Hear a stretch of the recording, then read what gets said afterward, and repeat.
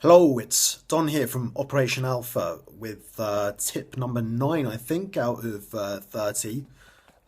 So cracking firm, but there's still quite a lot to go. And I have a question from a member of the Wolfpack, actually, Mr. Paul Allen, and he wants to know about cholesterol.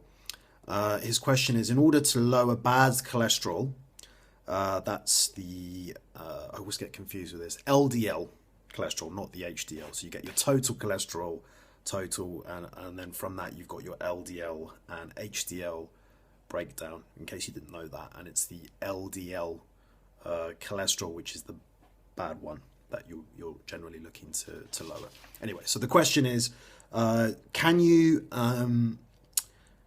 lower your bad cholesterol purely by changing your nutritional habits, or can exercise assist this as well? So, in a word, yes.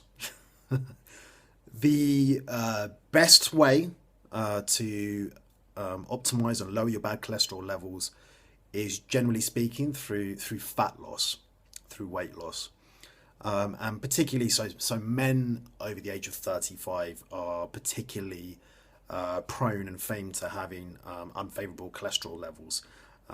And generally speaking, this tends to be in guys who are overweight and carrying fat, in particular on their abdominal region. There's a real correlation, causation, actually, relationship between abdominal fat and high cholesterol.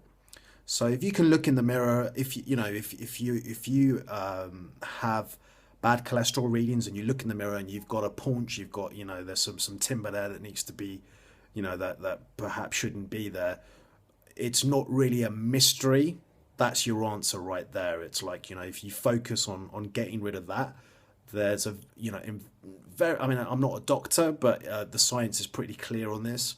Weight loss is the number one way to combat poor cholesterol levels. And of course, as we all know, the best way to lose weight is a combination of diet and exercise. Yeah, so that should be fairly clear.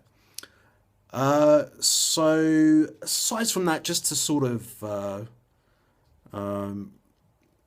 give you a little bit more advice on it, I mentioned this the other day, talking about fiber, dietary fiber. So another way, obviously you're going to be looking to tidy up your diet as much as possible, to eat whole foods, get fruit and veg in there, and paying a lot of attention to how much fiber you have in your diet. So you can, again, just watch the video on fiber to rather than me rambling on all about that. So increasing fiber in the diet, certainly. Now, that said, again, I'm not a doctor, so there are, I think it's very safe for me to say the vast majority of people will respond well by just purely eating better and starting to move and train, occasionally pushing themselves out of their comfort zone to lose weight.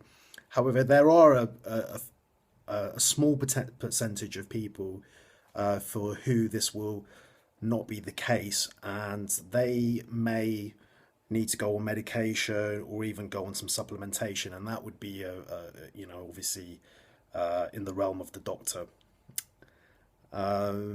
So I hope that answers the question. It is, the medical professional is, I think it's safe to say, fairly notorious for prescribing statins and other medications, perhaps in a little bit of a gung-ho fashion. I hope that's not too controversial.